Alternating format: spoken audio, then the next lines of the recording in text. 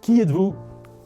Lorsque tu ne sais pas où tu vas, regarde d'où tu viens, nous recommande la sagesse africaine. Selon la science, nous sommes le produit de grains de matière ayant trouvé le moyen de s'agglomérer et de collaborer pour croître et se reproduire, jusqu'à devenir peu à peu conscients d'être et se questionner aujourd'hui sur leur identité et le sens de leur vie pour se réaliser eux-mêmes.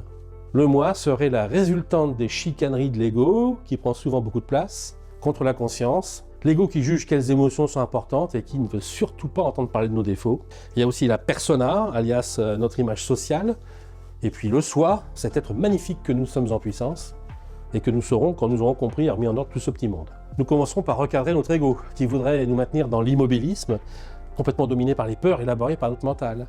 Nous découvrirons comment les dépasser, ces peurs, et accéder à nos ressources d'excellence.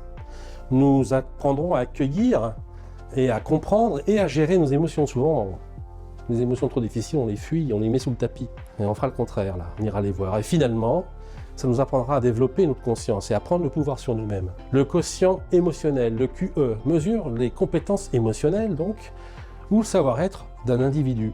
Et aujourd'hui, chez nos managers qui doivent être capables de gérer leurs équipes au travers de crises fréquentes, le QE, quotient émotionnel, est devenu plus important que le QI pour 60% des employeurs. Il est temps de nous développer en conscience et de redonner du sens à nos actions.